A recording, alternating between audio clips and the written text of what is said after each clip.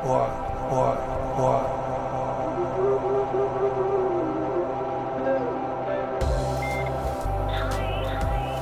Hi.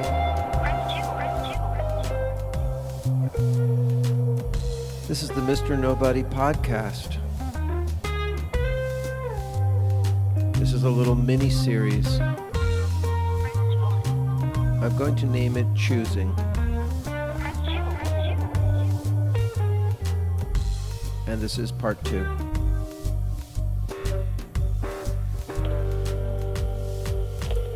Choosing.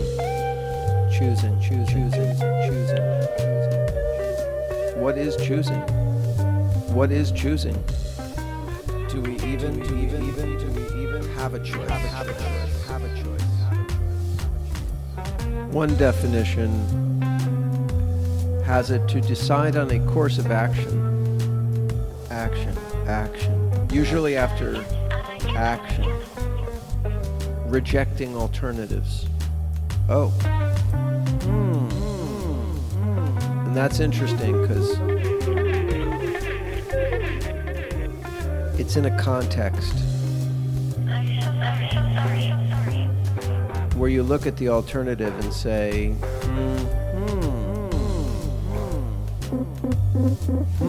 as in, not good. I'll go with plan A or plan D. You can have a tuna sandwich or you can have 2 poop sandwiches. What that implies is that the choice may not be what you want or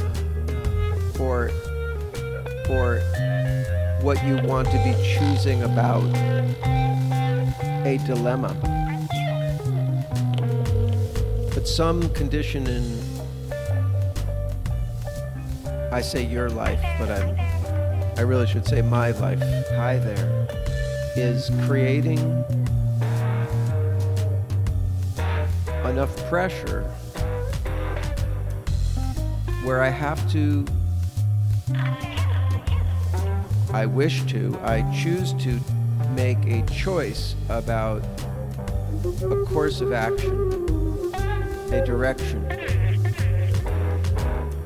we even have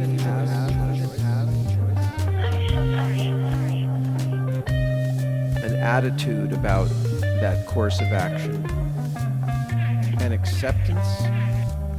Because just to choose something grudgingly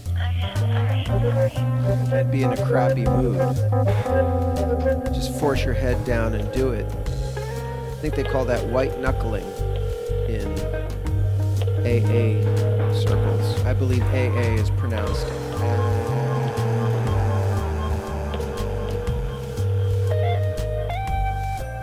It always sucks for the people around me when I'm having a bad attitude. It's more like opening a door and letting that door, that choice, reveal and connect you to the other side. Just breathe to the space and the opportunity. Yeah, breathe into the new space created by your fucking...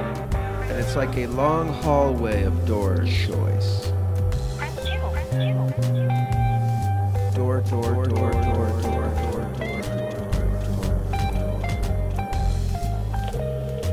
And I have to choose one. Choose one. Without knowing really what's behind it. Hi there.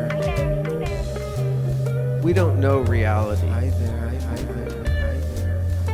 We just know the colors and boxes that we paint over it in front of reality. But I know enough to make a choice. Or you don't know, because there's obviously some bad choices. You still have to make one. There's some really bad choices.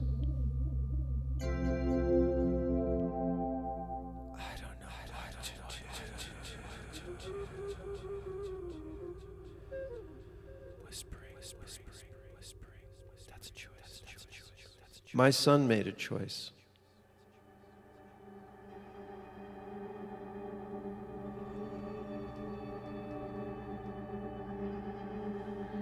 He made a choice to start using drugs. Death drugs. Specifically heroin.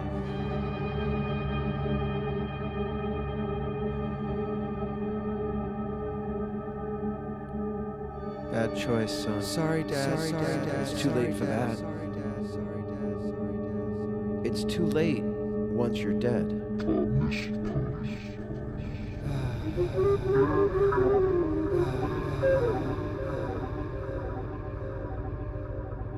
I've struggled accepting his decision about his choice.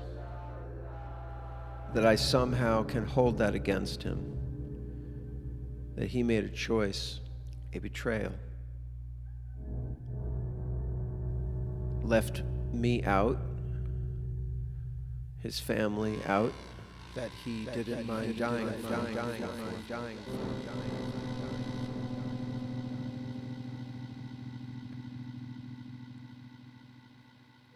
And which ultimately killed him, his actions. A choice in which he killed him.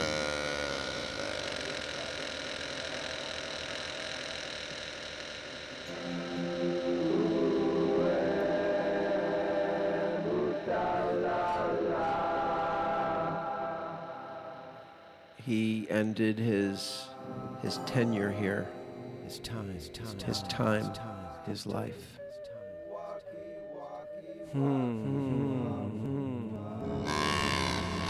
Is addiction a disease we choose ourselves? It seems like a life is the most precious thing a person can have.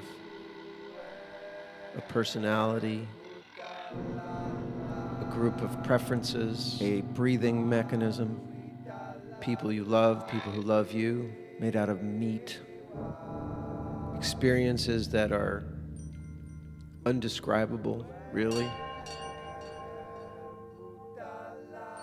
A mystery. Living is a mystery. Is it such a thing to throw away?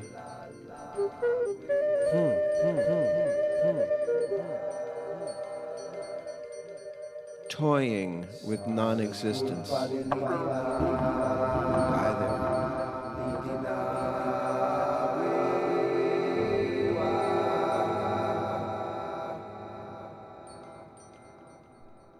You never explained it to me. You never explained it to me. I think about his choice. There's no explanation needed. His choice spoke for itself. In the days after his death, a family friend who had heard about it said, "Oh, that was him. That was him. The real him. Telling you I needed to be myself. That was something he needed to do for himself.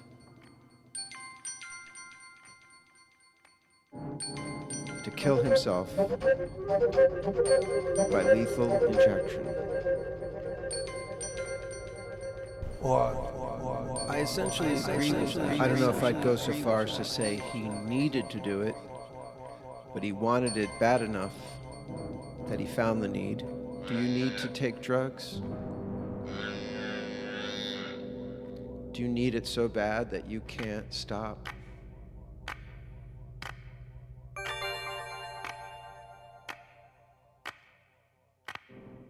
The addiction tree. The world is spinning.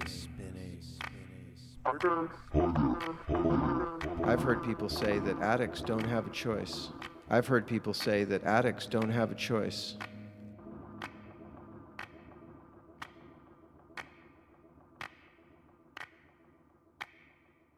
Perhaps addicts are the only ones who have a choice. Accidents happen, but was my son's death an accident? when you stick a needle inside yourself, it's kind of on purpose. It's not exactly an accident. He wasn't intending to die that night. But some drug dealer didn't give a shit. It's not an accident either. And that's the game. That's the power. That's the power of choice. In the news recently, there's a story about all these kids, and I'm sure lots of adults. I have less sympathy for adults.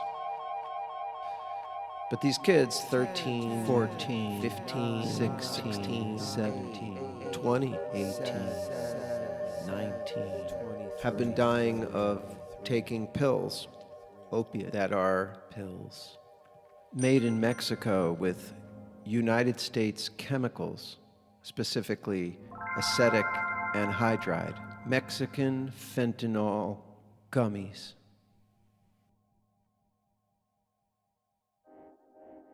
I'm not sure if they're gummies, but they're pills. Flooding our streets with fentanyl, making these drugs available to the street dealers.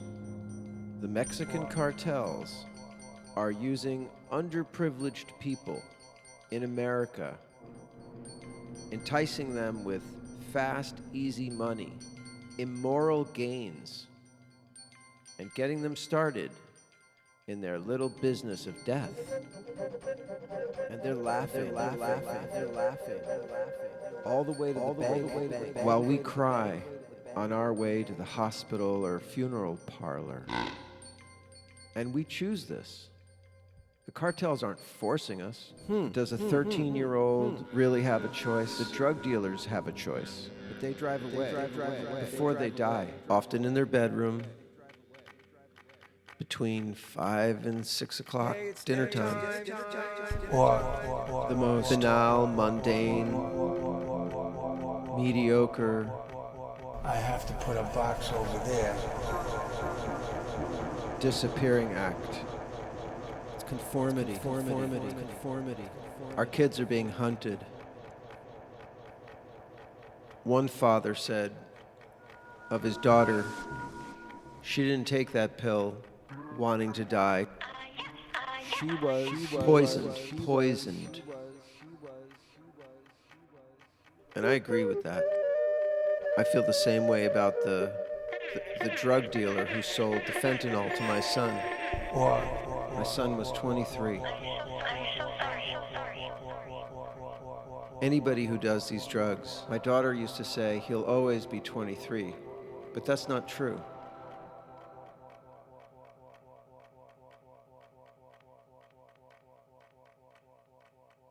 He'll never be 24.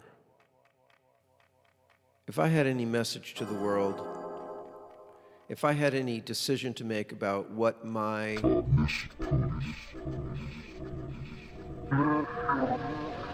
cause in life would be, it would be to speak honestly to the individual, like the way I have done inside my own self, the way I used to speak to my son when he was alive, to say, fuck this bullshit, this garbage, this self-poisoning, take control. There were times I had to judge myself, but it wasn't just a judgment. I was freeing myself. I was seeing alcohol and cigarettes and marijuana for what they were, for what they were. Numbing agents, time wasting, life denying, destroying, shitbag enriching, bullshit. Yeah, don't enrich these shitbags. The cigarette companies, the booze companies, the drug cartels. If you think about it, the Mexican cartels, they're just a more deadly version of tobacco companies. What the fuck are tobacco companies selling people? Just a habit that'll eventually kill them. But hey, you have to start your first addiction somewhere. That's what I would tell my son, and set you on a path to other addictions. My son knew that was true because a few of his friends, were like 15 smoking cigarettes, which is the perfect age to start, according to the cigarette companies, because they know they gotcha. I remember seeing my son's friends smoking, and I felt so sad for them, knowing that they would spend a large part of their life toiling with this garbage, trying to quit, or worse, accepting your addiction as a normal thing. It takes a monumental look at the truth. Have you ever hung out with a drug addict to understand that you're being preyed upon, eaten from the inside out, or a heavy smoker, or an alcoholic? And those are just gradations of users, addicts. The vulture's head is already inside you, feasting. And you're not fighting back because you're addicted. You think it's your liberty, your right, your choice, which it is. Was it my son's right to start doing heroin? I think not. I don't think so. I don't think he had a right to do that.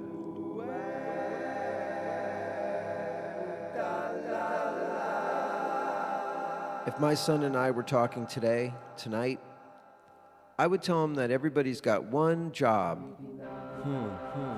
which is to not get addicted to any of that bullshit.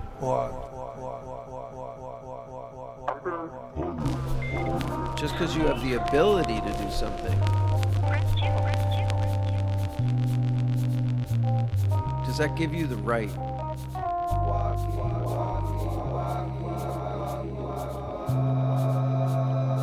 You know, the word right in Spanish is derecho, which just means to the right.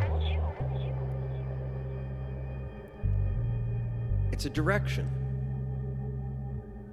And that's what I mean. Do you have the right? Do you have the direction? Is that a direction?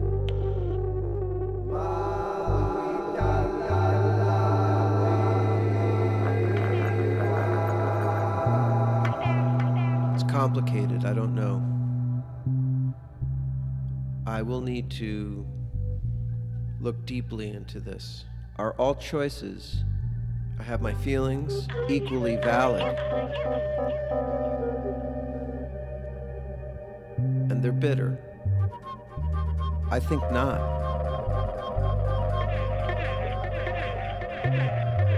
And I know I'm guilty for having my thoughts, my reason, be skewed by my feelings. Yeah, it's like soaked. Having my rationality in service of my emotions. It's not supposed to be that way. That's not a good way to think. My mind is poisoned by my feelings.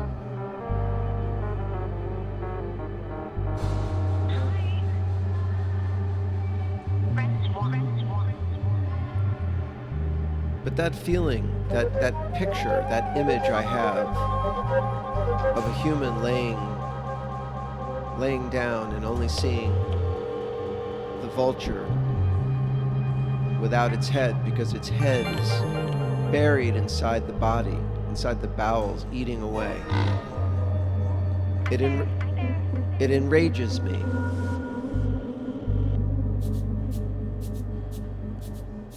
And it makes me want to say, you don't have the right. I don't have the right to support Mexican cartels, street dealers, other drug users,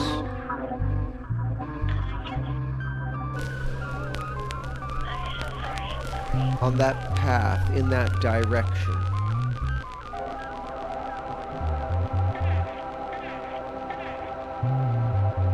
Just think of all the other people you're harming.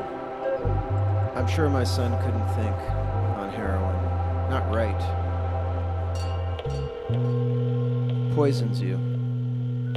Poisons your thoughts, your mind, your emotions.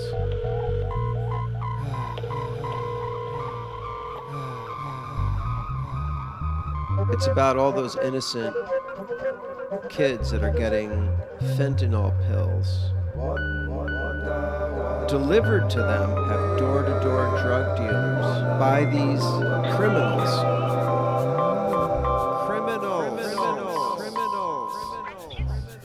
A person who will sell you this shit, either knowing or not knowing, right? Knowing that it's fentanyl or not knowing that it isn't, and not caring, because they're gonna what, make 20 bucks on the sale of a pill? You're a piece of meat.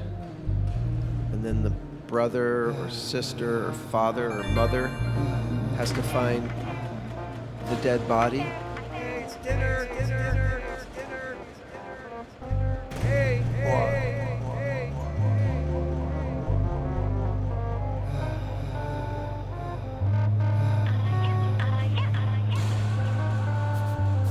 What do you think? What do you think? What do you think? What do you think? Do people have the right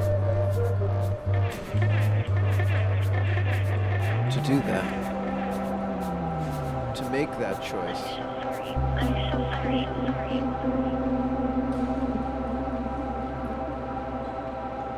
Once you're hooked, you're 3/4 fucked. True. If not more. 7/8.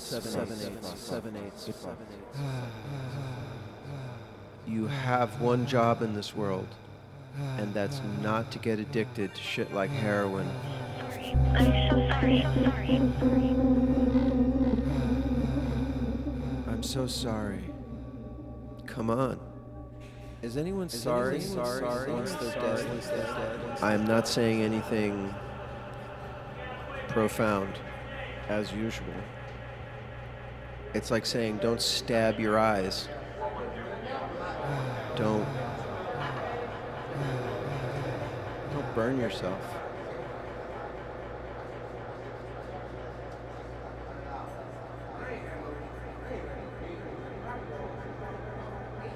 Because driving with a blindfold is fucking stupid. You would say that's just fucking stupid. Can't help it. It's addiction, man. You don't understand. We haven't come up with something better for people. They love opiates. I had no choice. I had to get high.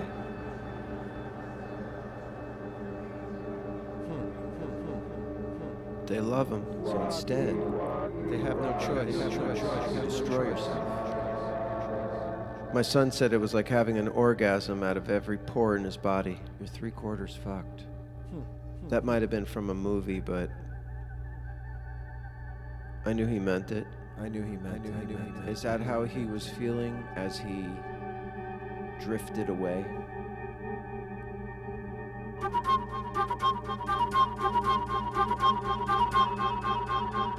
I'm so sorry. How could this happen to our society? To ourselves, to our children, to our grandchildren? How do you fight against that? Sorry, Dad. I got addicted to a few things. It's a fucking drag. There was definitely a rush, maybe for the first few days or weeks. But then the stupid faucet opens. I think I loved the feeling of getting over on life. Like, hey life, I'm fucked up and still going through the paces. You can't stop me.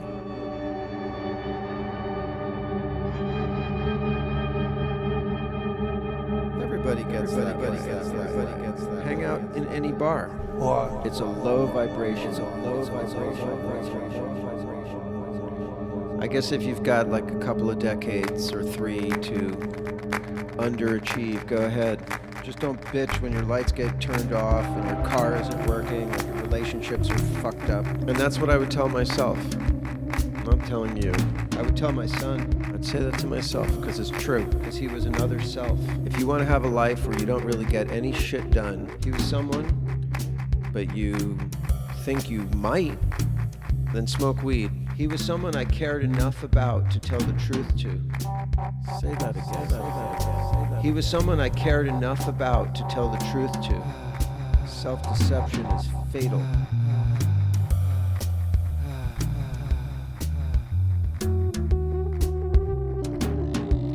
Once you're addicted, you can't think.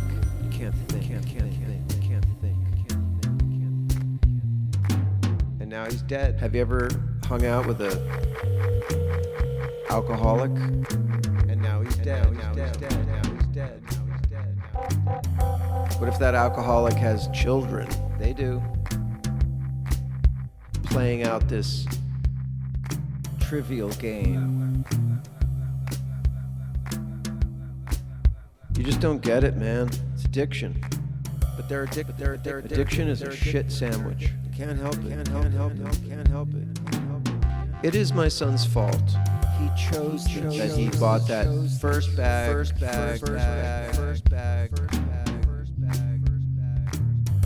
I would tell him, don't. Please don't.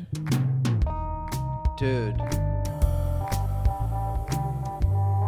Don't fucking do that. Not for me.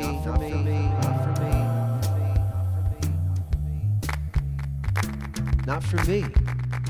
For you. I didn't want to quit drinking, but when I saw that it was just making me stupid and fat, because it makes you fat, flabby, violent, unreliable, manipulative, deceitful, an asshole, selfish, and dumb, it makes you forsake your ability to choose. The vulture is inside you. You let it inside you, and you keep it inside you. I think we should culturally consider opiates the most conformist nonsense way in which we join the herd. It's a cultural problem. We have a conformist, escapist culture.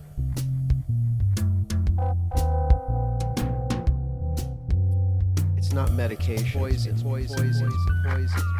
The person who can see and speak and love and work. It's poison. I could never produce music when I was drinking and smoking weed. Thought you could. I wonder why more people aren't suing the tobacco companies for, here we go, helping them die. Did you really have a choice when you saw Grandma smoking? I implored my son never fucking smoke.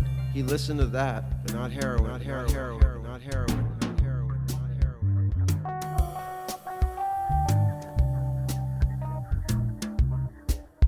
When I see old people smoking, I'm like, you managed to live this long. You're teaching your grandkids that it's fine to smoke, to destroy your health, and enrich these fucking companies.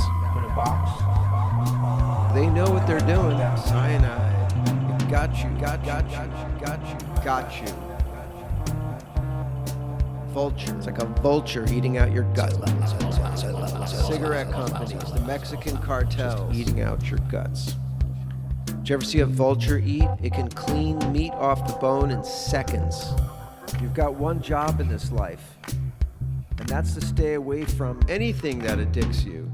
That's what I would tell my son, lovingly. I cared enough about him to tell him the truth.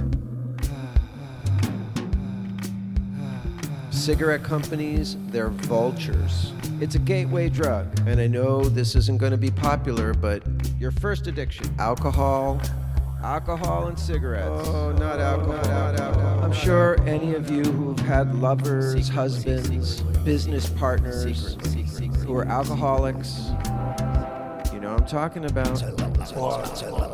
Try petting that vulture. Self-deception is fatal. I'm not telling you you're gonna do what you're gonna do. I'm telling myself, and even though he's dead and it's too late, I'm telling my son. And that's what I would do with my life. I would be honest. This is part 2 of choosing Mr. Nobody. Out.